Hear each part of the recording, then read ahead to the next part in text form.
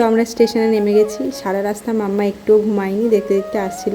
ট্রেনটা যখন স্টেশনে ঢুকলো ঠিক তখনইও চোখটা বন্ধ করলো।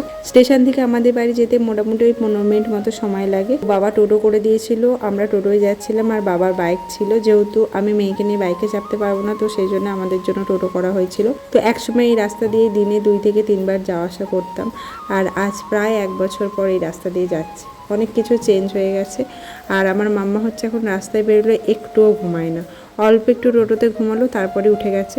দেখো এখন পুরো রাস্তা এইভাবে দেখতে দেখতে যাচ্ছে। মাম্মা যেহেতু প্রথমবার তার দাদু বাড়িতে আসলো, তাই মা ওর নামে পুজো দিয়েছিল। এটা হচ্ছে আমাদের বারোয়ারিতলা, এখানে সমস্ত রকমের পুজো হয়, দুর্গা পুজো, কালী পুজো, সব পুজো এখানেই হয়। তো মায়ের বাতাস চড়ানোর কথা ছিল, কিন্তু তাড়াতাড়ি করে ছড়ানো হয়নি। সবার হাতে প্রসাদ দিয়ে আমরা চলে এসেছি।